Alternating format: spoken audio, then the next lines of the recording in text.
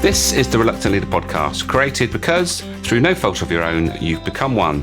I'm your host, Mark Terrell, and I know how it feels when you're getting ground down by people issues, constantly firefighting and wondering how on earth you ended up here. In each episode, I invite a guest to discuss a topic and give you 3, sometimes more, top tips that will help you in your leadership role. They are experts in the field, and you'll find out why they do what they do and what took them down that path. For more resources to help you on your leadership journey, check out thereluctantleader.academy, where you'll find details of how to join the Reluctant Leader Success Path. So let's see who's in the hot seat this week. Today I'm talking to Susan Heaton-Wright. Susan is an impact, communications and speaking trainer for emerging leaders and the creator of the Superstar Communicator philosophy. She is an international speaker, the MD of award-winning music company Viva Live Music, podcaster and former prize-winning international opera singer. She delivers seminars, workshops and individual training for many companies including AstraZeneca, Shell and AXA. She is regularly interviewed on BBC Radio 5 Live, BBC Two, local radios and international podcasts. Susan has contributed to articles in Forbes, The Guardian, Huffington Post, Thrive Global, The Scotsman and trade publications. Susan is a fellow of the Royal Geographical Society, the Royal Society of Arts and the Incorporated Society of Musicians. She leads a project of musicians in Greece annually to deliver music workshops to refugees in Athens as part of the Love Without Borders charity. I hope you enjoy this chat we had about superstar communication, and I'll catch you all on the other side. Susan, welcome to the Reluctant Leader podcast. Oh, thank you very much for having me. It's going to be an interesting one today, talking about superstar communicating. And I think that's all. There's one thing that I always get people, they always say things about leadership and that sort of realm is that it's all about the communication. So I think when we talk about communicating, it's really important in that we need to get our message across, isn't it? And that's the thing that we need to get that so it lands and we can actually move on. So, but before we get stuck into that topic, the question I always ask my guests is, why do you do what you do, and what was the pivotal moment that took you down this route? That's such a good question. You know, I was someone who was very shy as a teenager and really struggled to get heard. And I'm sure that it will resonate with many of you when other people laugh at you when you're reading in class. And it reached the point when I went for an interview as a 16-year-old to WH Smith. I didn't say a word and they didn't offer me a job. And I paid at the age of 17 another prefect to lead the prayers when it was my turn to do it. And even at 19, when I was at university, when you had to deliver a paper to the rest of your tutorial group, I was terrified. There were 4 in the tutorial group, so it wasn't a massive group. But I went on from that eventually to become an international opera singer. So I was singing as a soloist in front of 3,000 people. But I looked back to my younger self and realised that I'd never been introduced to, let alone acquired the skills that can help you with managing your nerves and really making an impact when you speak. And it is for that reason I know people that are amazing, perhaps are amazing leaders or amazing within a team, who are struggling to get heard for whatever reason or are being undervalued. Right, yeah, so that's quite a powerful thing. So you avoided doing what you do now when you're younger, and now I guess that makes you more passionate about it because you know the difference it makes. Oh, absolutely. And I think back to certain situations when I was younger, and I must admit it's a bit of an Achilles heel for me, that when I feel that I'm being undervalued or overlooked because people don't think that I'm right for that role, I know what it's like. And you know, I've got a number of examples when I was younger, when really I was undervalued and my intelligence and perhaps my skill set was not seen for what it was. And I know that there are people out there who are absolutely brilliant that are doing that in the workplace now. And there's part of them thinking, oh, why didn't I get noticed? Or why did they just ignore what I said in that meeting? And it's for that reason alone that I love what I do, because I hear back from my clients and they say, I nailed it. They heard what I said and they're running with it. Yeah, fantastic. I know how that feels, that there's something that stops you from speaking up. And I suppose it goes back to a bit of mindset, doesn't it? It's about what you think people are going to think of you, and trying to not think too much of that, isn't it? Is that something that you come across a lot? Yes, it is. And certainly within my communications model that I've created, Superstar Communicator, one of the first things that I do working with people is for them to think about their message from the audience's perspective, how it might land for them, how you can create the message that will really resonate with them so it will make an impact. Yeah. And I've heard a lot of people speak, and I do a bit of speaking myself. And I think the thing that I've learned along the way is that you can obviously get the skills. That's important. And we'll talk a bit more about those skills as we go along. But for me, what I've the position I come from now is understanding where I'm coming from. And so I can get my message across from the place of, rather than just dictating and telling people stuff, you have to tell the story of why this is important. And I guess story is a big thing, isn't it, when it comes to getting a message across? Oh, absolutely. So the way we are as human beings is that we are partly dictated to by our emotions, and storytelling is so we have had stories told to us from when we were babies and children. We know that there's going to be a positive outcome. We know the structure of a story. We know that there's a journey of perhaps some challenge, and everything works out for itself in the end. And so to be able to use storytelling within a message, whether that's a podcast like this or a presentation, people are able to remember how they feel when they hear that story far more than any statistics. So you know as well as I do that you can use statistics and then you use a case study, a story, to underline what you're saying. And it's the story that people will remember. Yeah, it makes it a lot easier to remember as well, doesn't it? Because you sort of, I think it's because you connect with it emotionally, don't you? And rather than just give facts and figures, it's actually, you can sort of feel what the speaker is actually feeling almost, and that's the trick, isn't it? Is to get that emotion in that you're feeling into what you're saying, and that lands, and it's easier to remember in some way. And I suppose there's some sort of psychology around that and why that works. But I can definitely understand that when someone is talking about something that they've actually experienced, then rather than just telling something that actually doesn't really resonate, you can sort of pick it up, can't you, quite quickly? Absolutely. And in the case for me, it would be very easy for audiences or clients to say, well, it's okay for you. You were an opera singer. You don't know what it's like to get nervous.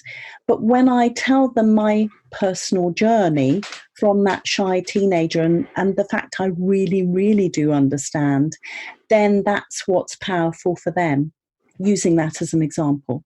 So can you remember back to the moment you realised that, I've got to do something about this, and sort of...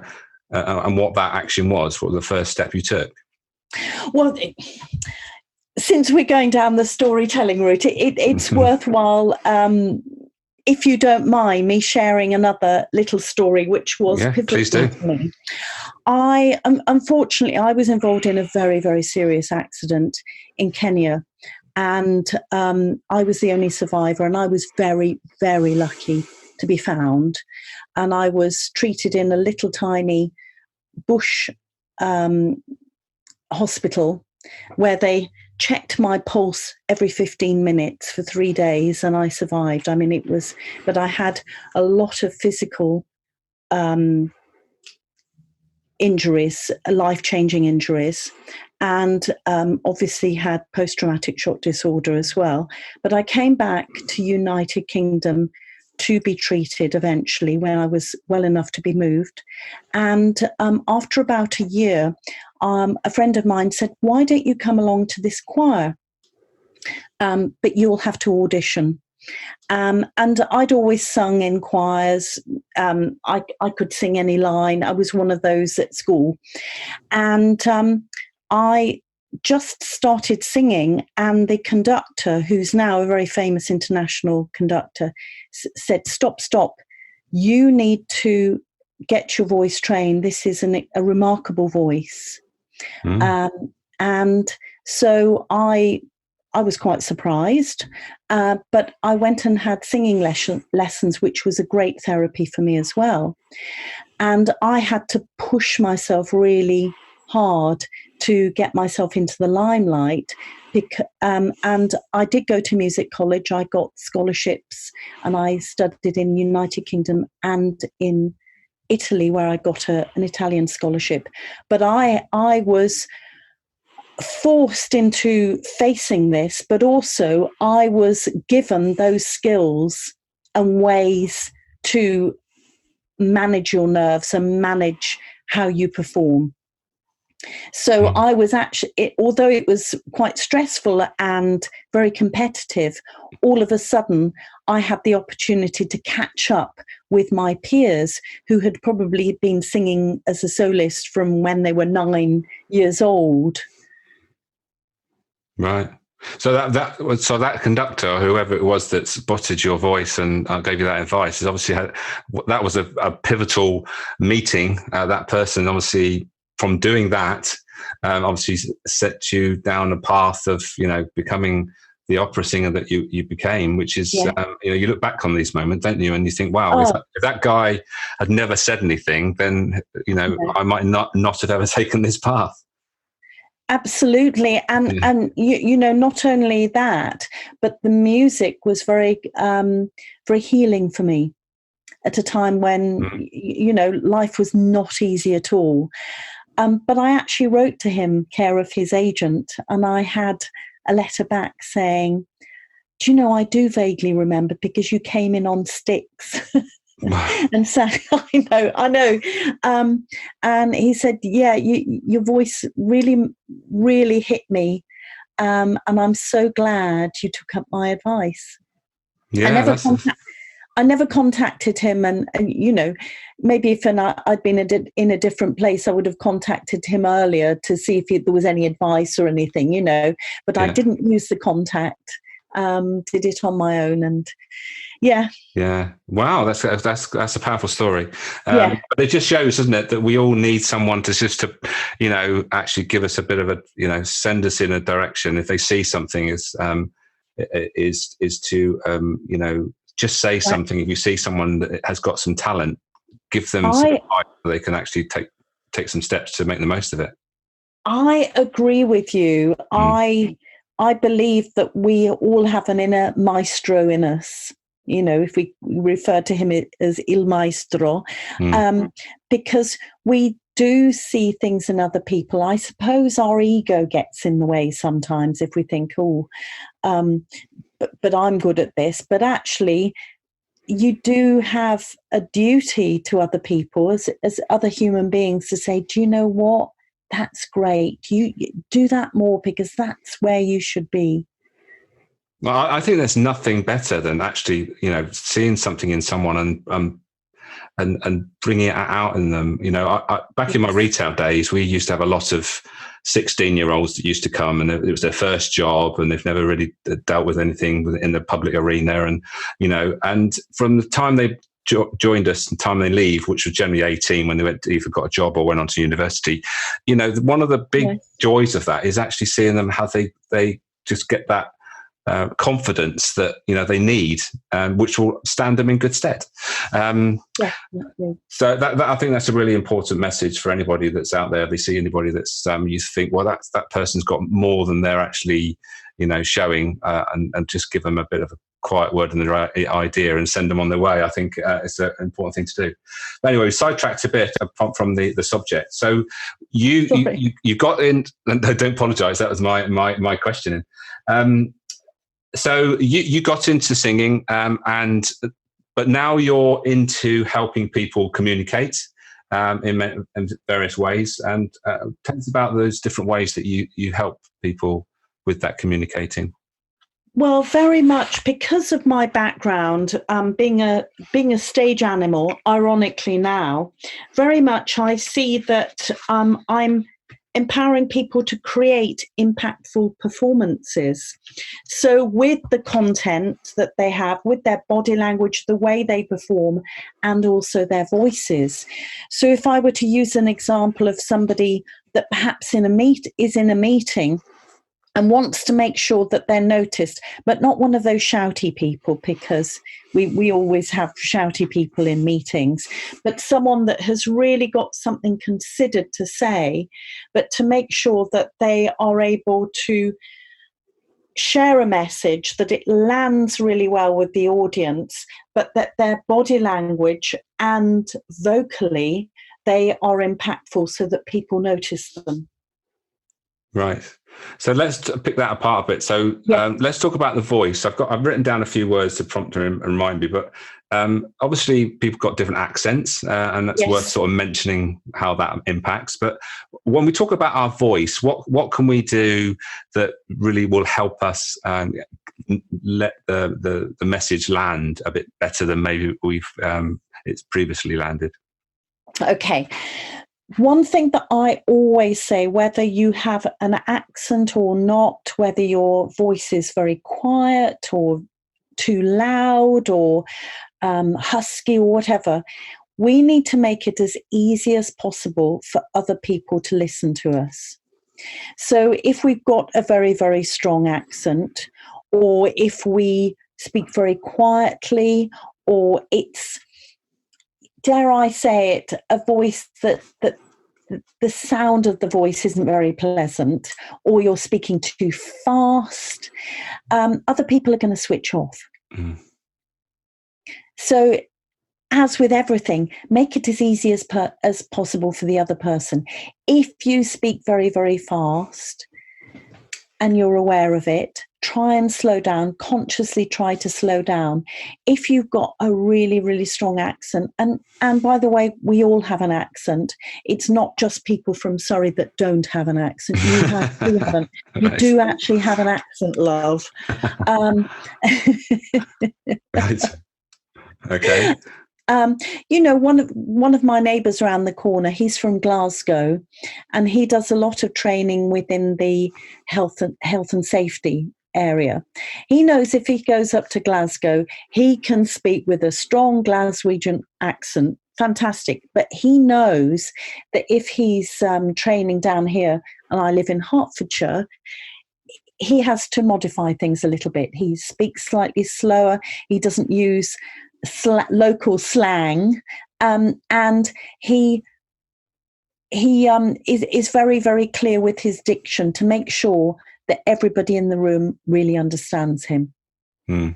So the one thing there that I picked up is it's understanding who your audience are, and so that you don't just you can't just go into every audience and just be the same. You've got to do a bit of homework, I guess. I think so. I believe that taking the time to understand who your audience is. So, for example, it might be that I'm speaking to an audience where, with respect, most of the people speak English as their non-native tongue. Now, not only do I need to make sure that I speak slightly slower, because I don't know how good their English is, but also use vocabulary that is perhaps slightly less sophisticated, not because they're not intelligent, but they're more likely to understand the content. Yes, isn't that one of the things that puts people off more than anything, is when we start introducing too much jargon for a start, and then also getting a bit too technical with an audience maybe that really aren't really at that stage, and getting too much into the detail. Is that something you see a lot of? Yeah, and quite often in presentations, people throw in an awful lot of detail when in fact what's required is what I call top level information, because then people can ask questions if they need more detail, or it might be that they're provided with a pack of more information. Well, why repeat that? Yeah. And you also mentioned about body language. So how does that fit into the when you're speaking? How can we make the most of our body language, and what are the mistakes that people make? Do you know that the Meridian communications model that people still quote, or more importantly misquote? I went back to his original work, and what he basically says, and it makes complete sense, is that if you're saying something, you need to make sure that the content of what you're saying matches the tone of your voice and your body language. So if you're saying something very impactful like, I'm a future leader within this organization, and you've got a little voice that's saying, I'm going to be a future leader of this organisation, and you've got closed body language, perhaps your head's down and your arms and legs are crossed in a very sort of small position, that's going to confuse your audience. So what you need to do is to make sure that the content of what you say and vocally and your body language all matches. Yeah. And I was just going to say, I've got another word written down here which says charisma, and which I suppose charisma really is about actually connecting with your audience, but actually they are connecting with you so that you're coming through as authentic and genuine, and that this message is, I'm not just reading from a script. It's something that I feel passionate about, and that's something that I guess you have to work on, because it's not easy, is it? No, there are some people that they've just got it from the word go. And going back to music college times, there were people there who were utterly charismatic. Now, it might have been they were born like that. There's a possibility that from a young age they were performing and everybody was telling them how wonderful they were, which they were, and they had acquired those skills at a very young age to really understand about engaging with and connecting with their audience. Yeah, and a lot of this is very much connected to having an idea of about yourself. I talk about in my leadership talks about knowing me, knowing you, and understanding yourself. And how you come across to others, and it's having that sort of emotional intelligence to understand that I am me, and other people are other. They're all their own people, but understanding where you're coming from and how your message tends to land, and that's a key element. I think that it has to come across somehow, isn't it? Oh, absolutely. Understanding your audience, what they need, why they're there. How you could challenge them if it's that particular sort of message or presentation is crucial. And putting the time in to do that makes a difference. Yeah. I tend to watch a lot of TED Talks, and there's some great ones, and then there's some awful ones. There's not too many awful ones, because actually to get to do a TED Talk, they're quite strict, and there's obviously a lot of people that want to do them. So there's not too many that come through, and so I guess that's a good place to look for, examples of good presentations and how to present yourself well. Is that?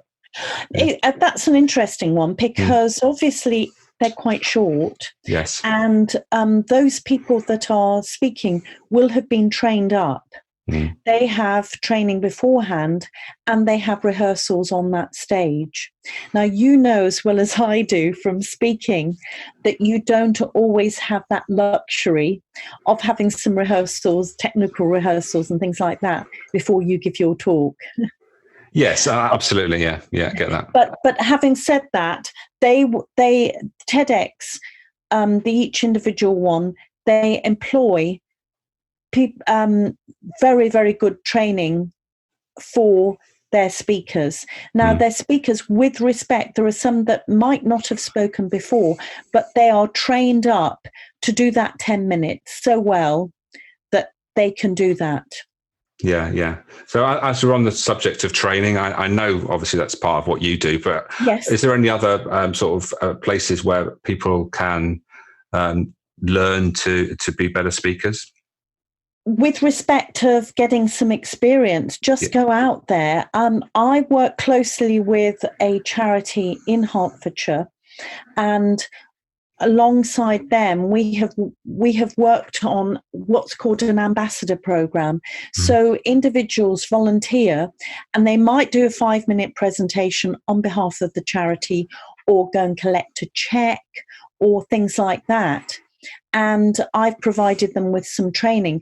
There are lots of charities who are desperate to have people to represent them, to do presentations to local community groups. And the great thing is that you are learning in a very safe atmosphere. You're giving back to a charity, and you're not putting too much pressure on yourself whilst gaining those new skills. Right, yeah, that's good advice. I've never thought about that. Yeah, so yeah, I'm sure there's organisations that are always looking for people to represent them, and it's good experience in a receptive audience that hopefully aren't there to boo you and throw tomatoes at you, because that's and I think isn't that what puts people off? That obviously we're going back to your mindset when you stand in front of an audience, whatever that audience is, whether it's your team or whether it's people that you don't really know.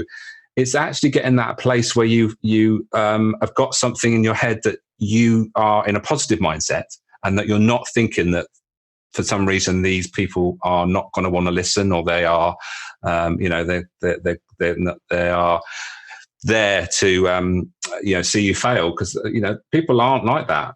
People want to see you succeed, don't they? Yes. Well, psychologically, if you have an intention, if you have a sort of vision or a target of something that you're going to say, that can override the fear.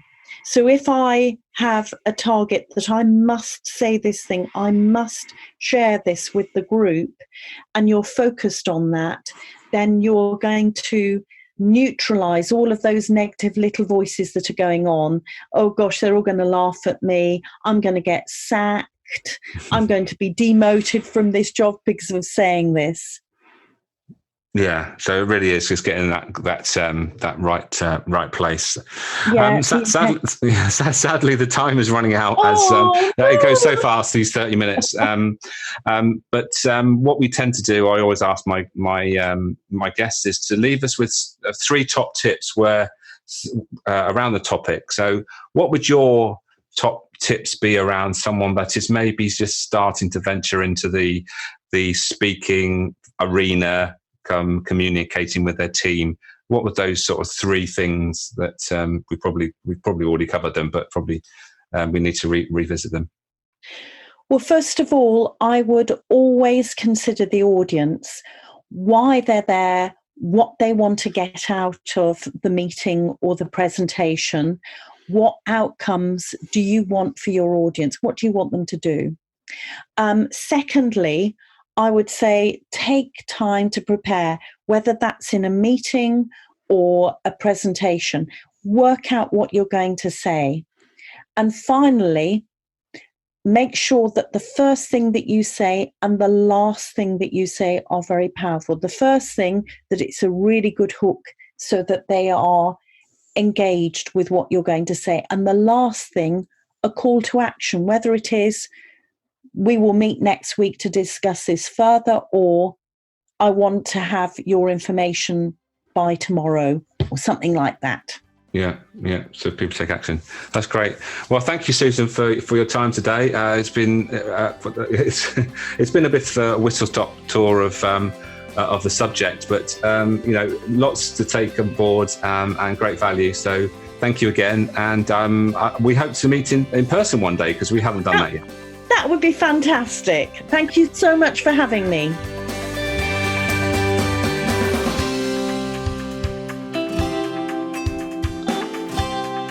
Thank you for listening. Don't forget to check out thereluctantleader.academy. And if you get a chance, please leave a review on whichever platform you have been listening. And also share the love by sharing the episode with someone who would benefit. Leadership is a choice. If you have the right mindset, know the process to follow, and the key skills to use at each point in the process, you have everything you need to leave a lasting legacy. Don't forget to put into action anything that has struck a chord in this episode. And until next time, be the best you can be.